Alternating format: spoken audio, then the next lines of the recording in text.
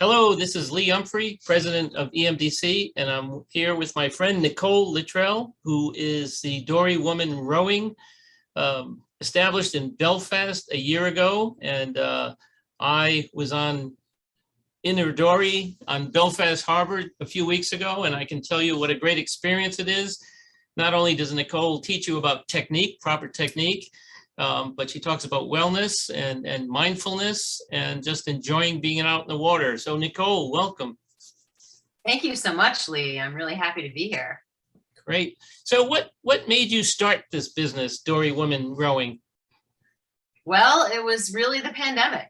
So the pandemic was the driver. So I had been rowing for a number of years with this really wonderful community rowing and sailing organization in Belfast called Come Boating. And I've been rowing with them since 2012. And I'll never forget it. You know, it was March 15th, 2020. It was the last row that we went out on with Come Boating. The pandemic had hit Maine, and we all knew that things were about to change. And sure enough, they did. Our programs were canceled. And, everything was canceled. So the whole world was basically canceled. So rowing had become this really important outlet for me for wellness, for community, for connection, for fitness. And I started to go crazy, without having that outlet for, a couple of weeks of not having that outlet. So, and with Come Boating, we row year round. So I was able to row all year round, and then that was gone. So I started to, wonder, what am I going to do? And this crazy idea came up in my head, which was, what about if I just got my own boat? So I started looking around. I have friends that were, advising me who knew a lot about, small wooden craft. And that led me to my boat, which is a Swampscott Dory, 19.5 feet long. And her design dating back to the mid 1800s originally. And it was love at first sight when I saw the boat, and I knew she was the one. And anyway, I rode the heck out of her for, the first year and a half or so. I rode mainly by myself that first 5 months, from May into the early fall, with the exception of rowing with my son a few times. And I think people were not feeling really comfortable yet sharing space, even outside in a boat in the beginning part of the pandemic. But in the fall, my rowing friends, started to come out of the woodwork, and they really wanted to row. And so I started rowing with them, and we would row basically. We started in the fall, and I'd say, well, let's go to the end of September and see how that feels. And we would get to the end of September. It felt good. Well, let's go to the end of October. And we just kept doing that until, before you know it, it was the end of the year, and we just kept rowing. So that experience really, I just found so wonderful to row with other people, to help guide my friends who were experienced rowers in learning a different boat. So Come Boating, we row with one oar. There are 6 rowers. Each person has an oar. And in my boat, it's 2 oars. And so, helping to guide people to learn how to row the boat, navigate in the boat without a rudder, and, contend with the elements throughout the winter into the spring, I just found very rewarding. And also the companionship as well. So, another crazy idea formed in that process, which was, what if I started my own business, my own rowing business? And, I think the other piece was that my friends and I were gaining and benefiting so much from being out in the water year round, and that wellness piece, like we were talking about. So my friends were very encouraging about this, and they were like, oh, you're gonna have to do all these things if you want to go out in the water and charge the money for it. And then, they were right. So I checked with the Coast Guard. The Coast Guard was like, no, you don't need to do anything with us. But I did, in fact, have to become a licensed Maine guide. So, and how hard was it to become a Maine guide? What did you have to do? Well, I'd say my process was pretty expedient. And I would say that some of that just had to do with the timing, because I also lost my job, that spring of 2021. So I definitely had some free time on my hands. And I felt really motivated to go for it. So the process was challenging in the sense, Lee, that I needed to learn how to sea kayak. So because my classification, there are multiple classifications through Inland Fisheries and Wildlife, who has jurisdiction over the guide's license. And I needed to become a sea kayak guide, and I just didn't know a thing about sea kayaking, really. I'd only been in a sea kayak a couple of times. So that was probably the most challenging piece, was learning how to sea kayak. In a sea kayak, do you use your legs as much as you do when you're rowing? You're supposed to, but it, this is why I can relate to clients in my boat, making that transition from how they learned how to row as a kid, using their upper body, to getting more on their legs and their major muscle groups, like their glutes and their core as well. So yes, if you're paddling correctly, you should be using your foot braces, and you should be pushing your paddle away across the deck of the boat. So anyway, I learned how to sea kayak through some really wonderful experiences and courses with some master guides in the area. Nancy Zane of North Star Adventures and Karen Francoeur of Casting Kayak Adventures. So I took both sea kayaking courses, and I also took guide skills courses. So there was an immersive course with that. It was I think it was 80 hours, 90 hours of guide skills training. And so I did that over the course of the spring of 2021. And then I took my test, and, the test definitely has a reputation for being rigorous, as it should be. And Maine is one of only 2 states in the United States that actually have a licensed guide program. So the test was 100 multiple choice questions, and then a pretty intensive oral exam. So that was, they put you through your rigors. You've got to plot a course. You've got to know how to address catastrophic scenarios. You have to know all the different aids to navigation, identify flora and fauna. You have to do a paddle talk. You have to tie knots. You have to identify different life jackets, all that kind of stuff. So it was a rigorous process. So once I got through that, that felt great. When I passed, I was thrilled. And I was a little surprised, because I'd interviewed a lot of other guides, especially female guides, and a lot of them had failed the first time. So that felt pretty great to be able to pass. And so then, I had to, get my boat ready. After rowing all winter, I had to get her ready and do some maintenance on her. And then I launched DoryWoman Rowing last August. Oh, that's great. So, yeah, and once you get the credentials and you launched, was there any people discouraging you as an entrepreneur, saying this isn't going to work?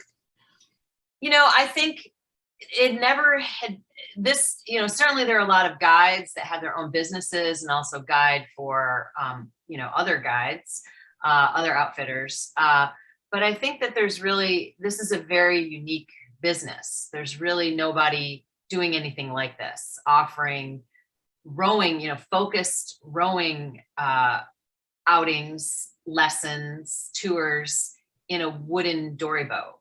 It certainly has a long history, people rowing dory boats, and even out west, you have those, out in the Grand Canyon and the Snake River, they're doing river runs in these big Grand Banks style dories. Yeah. You see in paintings. So, right. But nobody around here is doing anything like this. So I think people were intrigued, and I've talked to some folks that have lived around here a long time that are a little older, and they're like, what, you take people out rowing, in your boat, when I think it's hard for them to wrap their head around because they grew up just rowing as kids out Right. on the bay. So I think, people have wondered if it's going to be sustainable, if it's something, if it's something that's really going to work. And, so far so good. And I think the other really unique part of my business is that I row year round. Yes. A novelty to that. And I think people raise their eyebrows about that too. But Lee, I had folks rowing with me January, February, March, April, every month since I launched last August. January was quiet, definitely, but I still had people going out with me. So really? What's it like in the harbor during a snowstorm when you're rowing?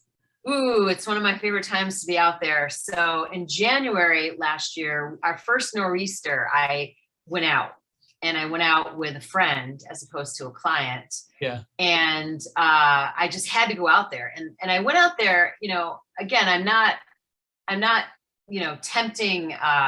tempting fate here or anything like that. I'm definitely assessing what the wind is doing, what the water is doing. And you always have to look at that relationship between the wind and the water. So I saw that the wind and the water were going in the same direction. And, it felt like it was okay to go out there. And we didn't go very far. We rode maybe a mile. We stayed very close to shore in the winter. But it's exciting. The boat is filling up with snow. My mirror, the post is covering with snow. My hair is filling up with snow. Everything is snow. So you look out into the bay and it's just like a curtain of snow out there. And today when I was out there this morning, it was a wall of rain. So I was out there this morning. So, but it's beautiful. It's quiet. All the boats are gone. It's just, a few hale and hearty souls like myself come boating, rows year round. A few other people that have their own rowboats go out, a few paddlers. It's beautiful. It's you feel very small in this big place. Right. Yeah. So again, safety is really important. You have to be really following some guidelines about getting out there in the winter. Well, that's wonderful. 4-season rowing. Who would have thought that? That's great. Well, if you think about it, people have been out in the water since people have had boats. Right. And, from when we think about like Europeans, and we think about native and indigenous people have been out in the water year round since people have been building boats.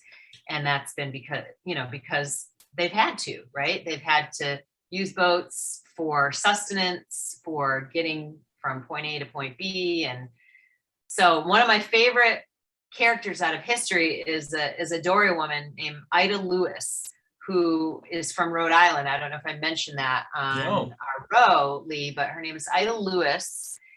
And she was known as the bravest woman in America. This is late 1800s, early 1900s. She was a lighthouse keeper's daughter who eventually, after much, much delay, became the lighthouse keeper herself. And in fact, the lighthouse was named after her. So it was renamed. Really? Yeah, Ida Lewis. So she rowed year round. She would save drunken sailors that fell into the harbor, and also, boats that capsized. She would be pulling them out in February. She had a few legendary rescues in the winter. So I think you need to do a documentary on Ida Lewis. Maybe. I believe that there has been one done, and there's certainly been a couple of books about her, but she is definitely one of my heroine Dory women. Oh, that's wonderful. So your boat, the Swampscott Dory, what's the history of that? To me, it seemed longer and thinner. How was it designed and how was it first used? Yeah, so this is an adaptation design. There's a boat designer who is still alive. I think he's getting up there in years, but his name is Ian Outred. And this design is his design. So, but the Swampscott Dory itself, the original design goes back to the mid 1800s as a fishing vessel. So it's designed to carry weight. So a payload of cod, in particular. And, as I was explaining when we rowed, as Americans gained more free time, recreation time, and more affluence, dories also began to be used for recreation and play, and racing. So my boat actually has a step where you could use a mast for sailing, which I have no interest in doing, quite frankly. But you were just in Lunenburg and Nova Scotia. They race dories up there. So Right.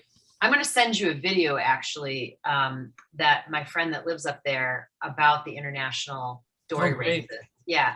So it talks about the history and the legacy of dories, in particular the Grand Banks, the ones with the big high sides. Yes. For fishing, but how for 70 years now they've been conducting this race.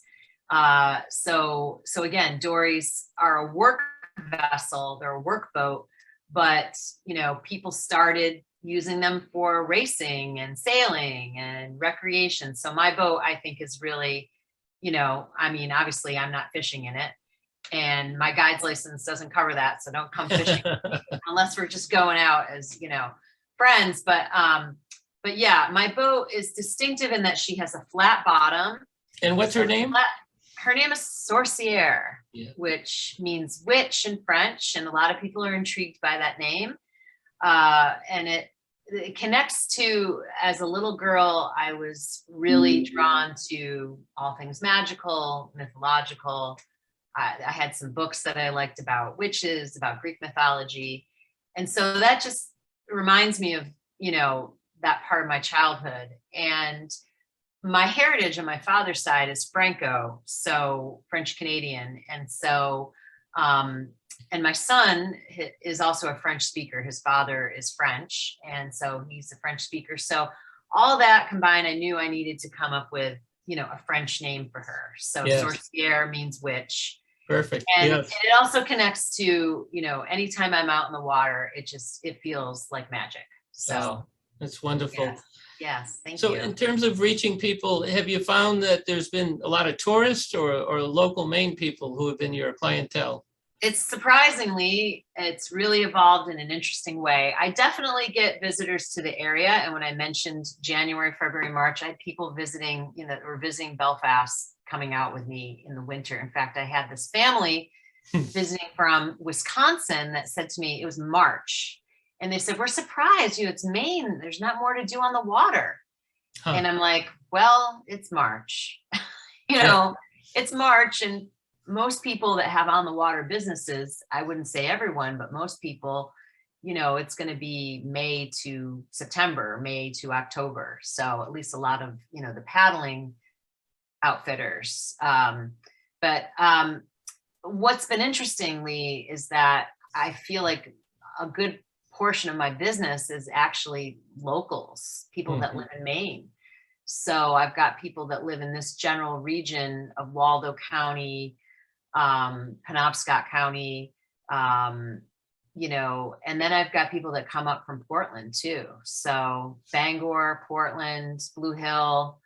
I had some folks that came down that have a summer home in Machias, and they came down here to row with me. That's wonderful. One afternoon for a sunset row. And that's been surprising, but at the same time, it's nice, I think. I think that people here, they want to try something new. They want something that, connects to Maine heritage, something kind of classic. And there's nothing more Maine classic heritage than rowing around a wooden boat in the ocean. So. Yes, that's right. So the pandemic started this. Reflecting on everything else you've done in your life, your career, work-wise, is this the perfect thing for you to do, matching your skills, interests, and loves? That's a great question, Lee. And I feel like it's a culmination of what I've done. I've had a few incarnations here, career incarnations, most recently, teaching, at the University of Maine and in gender studies, liberal arts program, and also working in the domestic violence field as well. And then I'm a filmmaker and photographer, and the domain that I was mostly working in was actually birth and midwifery. Mm-hmm. So I feel like all of those have combined, along with just a real love of adventure and the water, to lead me to where I am. And what's funny is, and I think I mentioned this to you, but when I lived in New York State, I moved to Maine from New York City, in fact, but I grew up in upstate New York. I had been fascinated with this guide, an Adirondack guide. So New York State's the only other state in the United States that has a licensed guide program. So a woman named Anne Bastille, who died a number of years ago, but I read all of her books, and she was an Adirondack guide, and she lived in the remote wilderness in the Adirondacks in the park.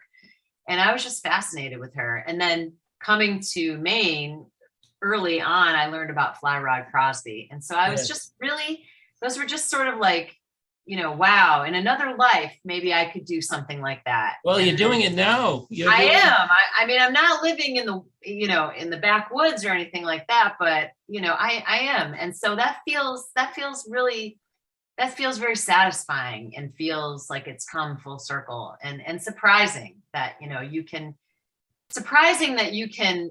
can come upon something you never would have expected to happen in your life if you just follow your passion and remain open. Yeah. Well, that's wonderful. You're carrying on the tradition, not only of the Dory boat, but all these people, Ida, Emily, Fly Rod, and now you. Yes. That's the Mount Rushmore right there. You're on it with them. Well, I think I got a ways to go before I don't know. I spent a morning on the harbor with you. You're very good, and I'm going to come back. Yeah. Great. Well, and you mentioned earlier when we rode, people ask me, oh, can it be for men? And absolutely, I mean, the name DoryWoman Rowing is really connecting to, really sort of apprehending gender, Yes.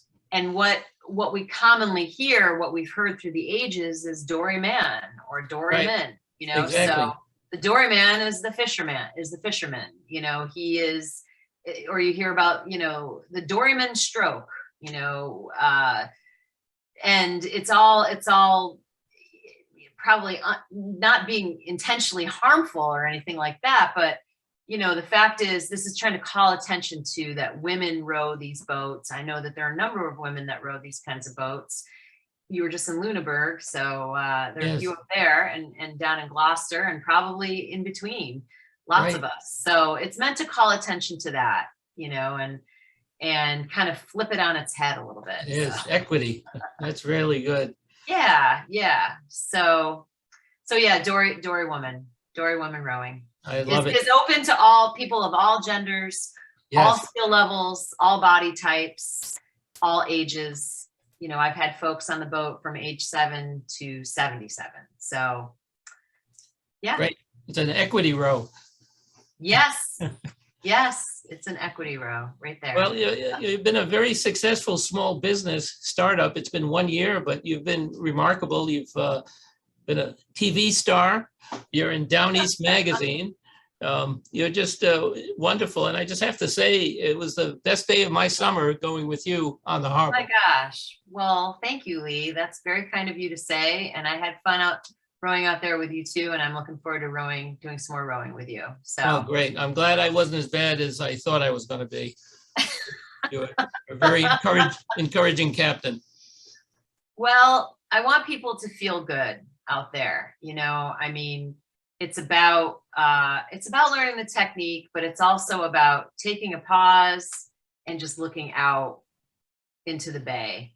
Today, when I rowed, it was pouring rain, and that's not for everybody. It didn't rain the whole time, but my client and I, this particular client, Nancy, was, she likes this, but we were just surrounded by pogies, by the jumping fish, Oh, nice. by seals all over the place, right around the boat.